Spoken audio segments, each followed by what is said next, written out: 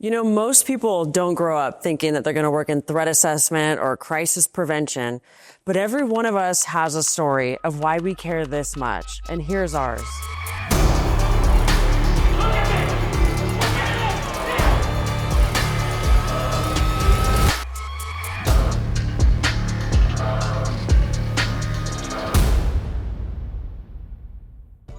You know, to be in an industry like ours, it takes a lot of passion.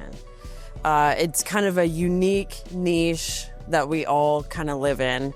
And I would love to hear your background, what first led you in this industry, and why you are so passionate about serving the clients that we do. I mean, I definitely took a roundabout way to get here. You know, you guys got to this particular industry.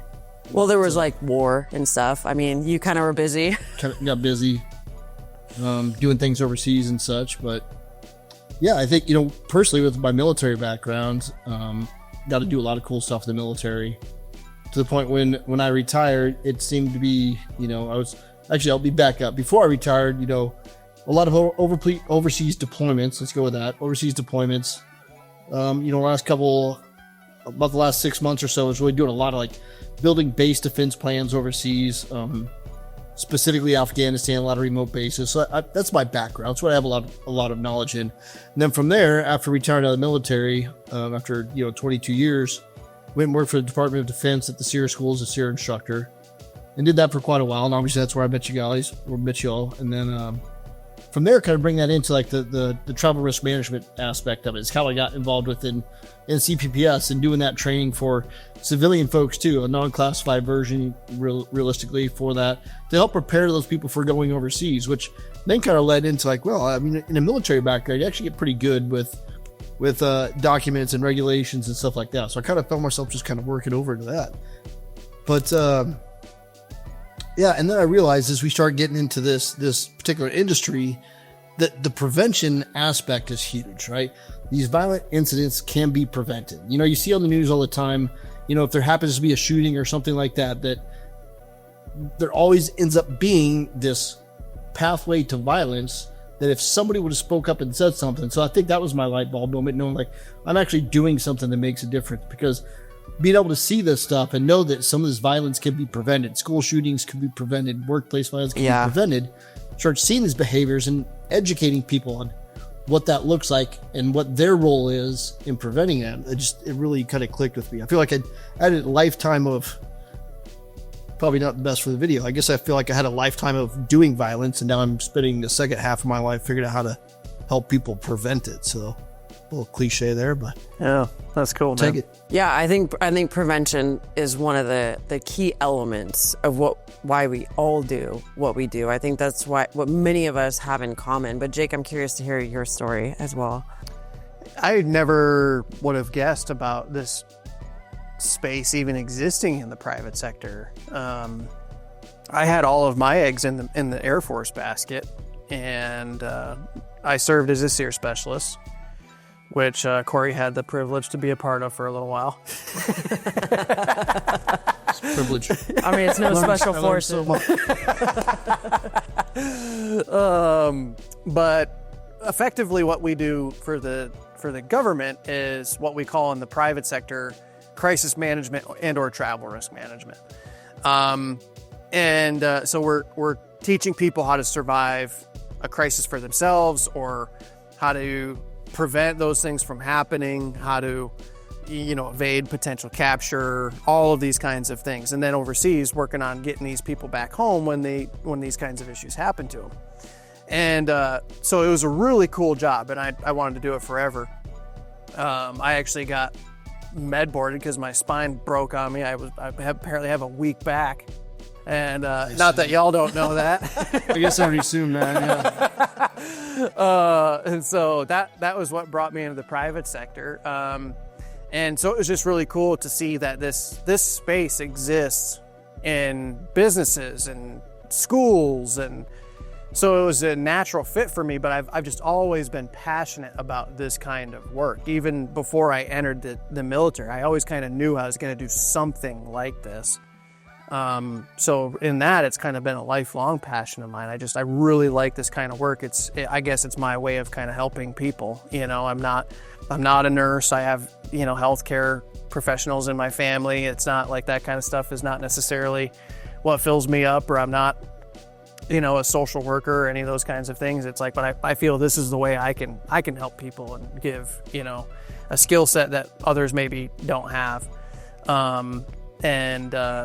So it's just been really cool to come into the private sector and join this business, because when you do see the look on somebody's face when they have that aha moment, or they actually do experience something afterwards. I've had that happen.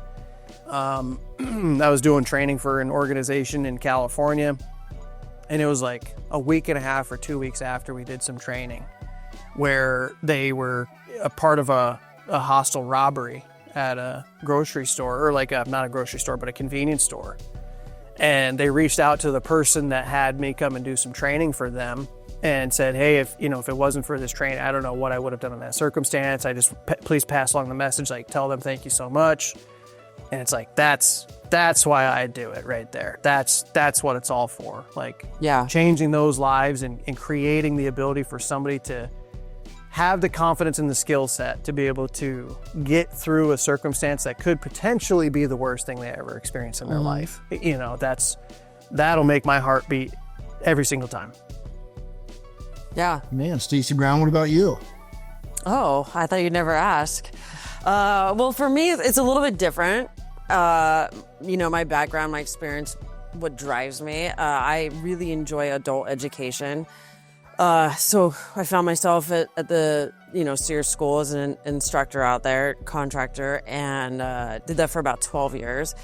And I realized, you know, the military, in my opinion, is where it's going to have some of the biggest and the best training possible, rightfully so.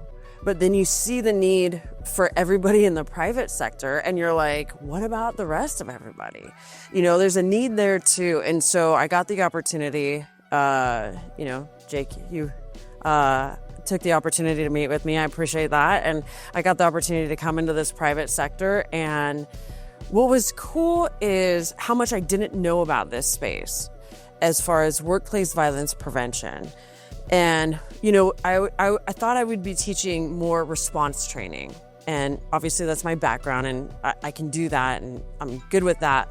But it was the moment that I realized, like you both had mentioned, there's so much you can do in the way of prevention.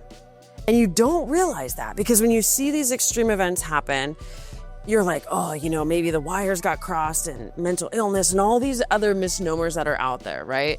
All these other myths that people think about this space. But it's really when you start to understand there is this progression and it's recognizable. People just need to be aware. You got to create that awareness. You got to get the message out that it's really, that's where I was like, this is a really cool space to be in.